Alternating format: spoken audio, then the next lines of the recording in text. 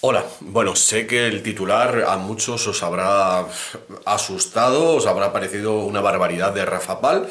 pero esperad unos segundos y vais a ver cómo esta loca comparación entre Mahoma y Napoleón y la democracia y el Islam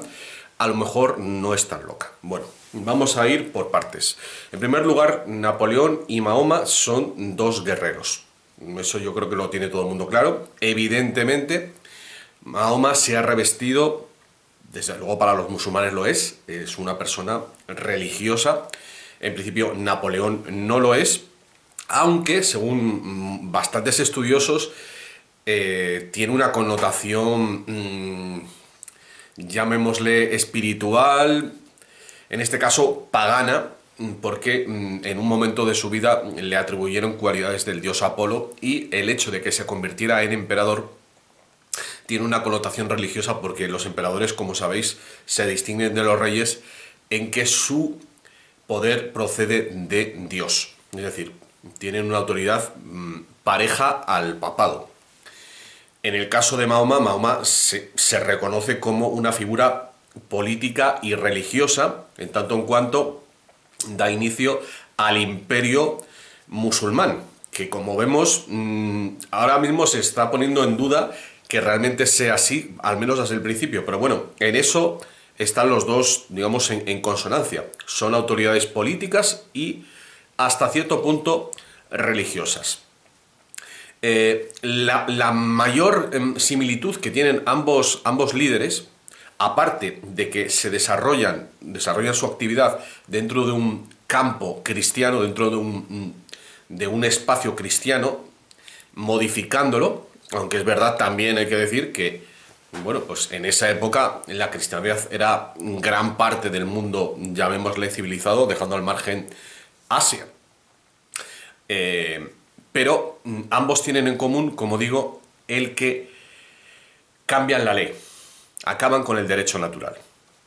Habría que preguntarse, ya lo he hecho en otros vídeos, por qué Mahoma, si supuestamente no tiene nada en contra de los cristianos, porque son gente de libro, porque son creyentes, expandió su territorio, sobre todo después de la conquista en Arabia Saudita, por territorios cristianos. Pero, como digo, ambos tienen en común que traen una nueva ley. Mahoma trae la Sharia, con todos los matices que podáis poner, porque hay musulmanes que no creen que la Sharia sea, o sea, ese orden religioso sea consecuencia imprescindible del Islam, pero lo que está claro es que, digamos que la realización máxima del Islam es la proclamación de que lo dicho por Mahoma en el Corán y los dichos que se supone que dijo Mahoma a través de los hadices, es decir, la recopilación de hechos que algunos biógrafos tardíos, o sea, siglo VIII, siglo IX, recopilaron de Mahoma, constituyen la base de la vida hiperregulada del musulmán, donde no hay espacio para el libre albedrío. Eso hay que tenerlo claro. En el Islam no hay espacio ni siquiera para cuestionarse cualquier aspecto de su religión. La manera en que entienden a Dios los musulmanes no encaja con la libertad. Está todo reglamentado. Como he dicho en otros vídeos, tiene mucho que ver con la visión judía.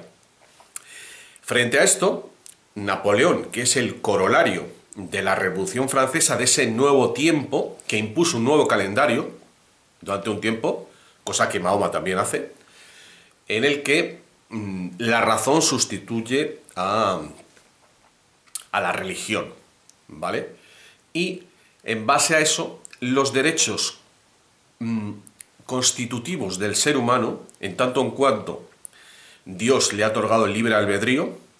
y la ley de que si no daña a nadie está permitido, es decir, que en principio se puede hacer todo mientras no dañe a otro, cambia con la instauración del derecho positivo procedente de la Ilustración y de la Revolución Francesa, para que a partir de ese momento solo puedes hacer aquello que está recogido por la ley. Y ese es el cambio fundamental que trae la democracia y que al final acaba encontrándose con su supuesto opuesto, que es un estado hiperreligioso, un estado, digamos, de teocrático, como es el de el Islam, que es la única manera de explicar cómo hemos llegado al punto en el cual, bueno, pues tenemos que pedir permiso para respirar. O nos pueden inyectar una vacuna, un veneno contra nuestra voluntad. El hecho de que la democracia haya llegado a este punto, haya legitimado a través de sus tribunales supremos,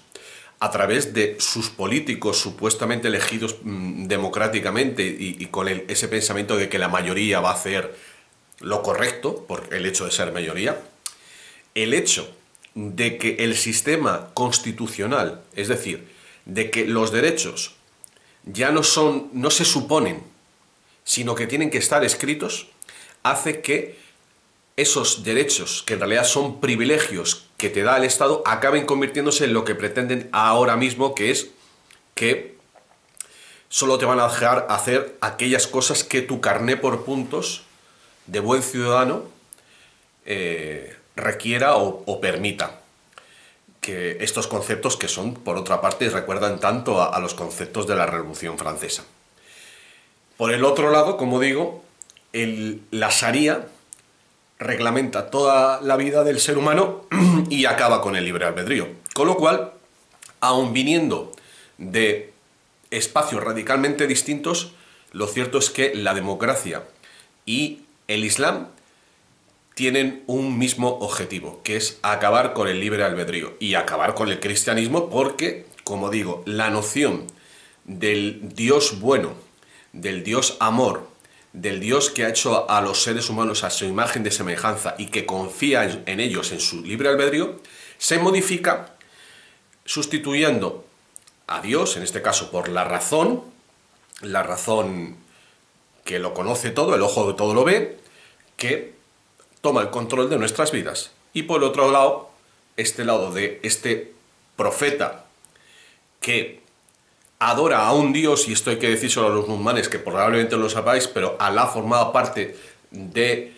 los dioses que veneraban los paganos de Arabia Saudita. Eso es así, era uno de esos dioses. Y, de hecho, bueno, hay que decir algo de lo que yo me he enterado en los últimos meses, que la explicación de los versículos satánicos. Los famosos versículos satánicos que le valieron una fatua a Salman Rushdie, escritor inglés, por escribir el libro del mismo nombre. Bueno, en definitiva, en esos versículos, que no es un invento de Salman Rushdie, sino simplemente Salman Rushdie se hizo eco de algo que está en la historia del Islam, en los comentadores, en los escritores de los hadices, los más famosos, es decir, que si se abandona esto, hay que tirar por tierra los biógrafos de Mahoma, que a su vez, de cuyos libros a su vez nace la Sharia, porque la Sharia no solo es el Corán, sino los hechos y las cosas que dijo Mahoma, que es lo que hay que hacer porque dijo Mahoma. Bueno, en definitiva, en la Sura 53, 19, 20 y 21 se mencionan a tres diosas paganas: Lat, Al-Uzza y Manat, diosas que eran veneradas en el tiempo de Mahoma y que en un momento dado Mahoma veneró, porque supuestamente, esta es la versión oficial del Islam, se equivocó y en un momento dado Satanás habló a Mahoma haciéndose pasar por Dios. Actualmente los comentadores y los eruditos del Islam niegan esta historia,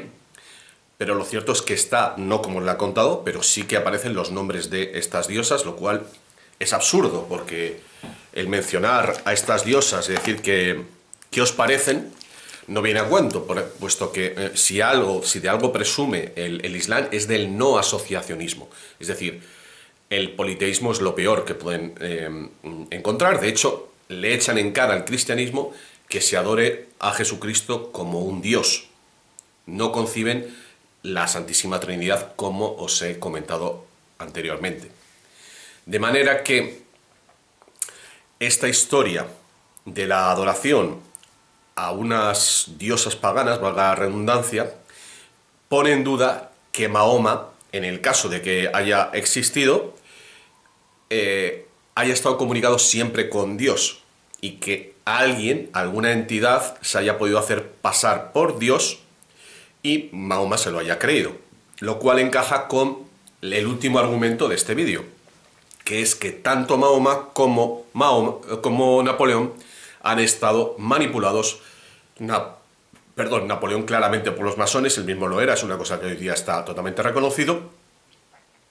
Vendría a ser una especie de San Hussein de la época, en el cual, bueno, pues le impulsan cuando les interesa, los Rothschild, y cuando quieren lo destruyen. Y mientras que Mahoma, como he comentado en otros vídeos, pues incluso en aquella época, y está recogido en el Corán, se comentaba que le soplaban al oído otras personas los versículos que decía, y esas personas eran judías. Hay gente que dice que son cristianos gnósticos, en fin, que él no era el productor de esos versículos, sino que, digamos que era pues el elemento elegido, el MK Ultra, el muñeco dirigido por detrás, y la prueba está en estos versículos que, como digo, es la patata caliente del Islam, y no en vano, cuando uno se detiene a analizarlos se da cuenta de que por algo el imán Khomeini decretó una fatwa contra Salman Rushdie, porque realmente, claro, ponen en tela de juicio el fundamento número uno del Islam, que es una religión revelada directamente por Dios a través del arcángel Gabriel. Y si Mahoma no sabía diferenciar a un arcángel a Satanás, bueno, pues evidentemente se cae todo. Así pues, el principal argumento es que tanto la democracia como el Islam acaban con el libre albedrío y nos llevan a este momento en el que estamos ahora, donde tanto en la democracia como en el Islam las propias estructuras han permitido una aberración tan grande como obligar a la gente a llevar mascarilla y a inyectarse un veneno en pro de este bien común que es la religión de la naturaleza, porque hay que decir que todo esto está creado, digamos, intelectualmente por ecologistas, empezando por EcoHealth Alliance, la ONG que creó el virus del SARS-CoV. Y bueno, pues toda esta historia que ya se ha dicho de que somos muchos en el planeta y tal, que estamos fastidiando el planeta. Evidentemente, si pensáis en profundidad, esto es paganismo, es la religión de Gaia, y evidentemente pues entronca con estos dioses de la antigüedad, donde, bueno, el ser humano tiene menos importancia que lo que es el planeta. De ahí la mención, evidentemente, al paganismo que había en Arabia Saudita. Así que, bueno, pues espero que por lo menos os haga pensar el vídeo, aunque ya sé que comprendo que es algo bastante radical y revolucionario lo que estoy diciendo.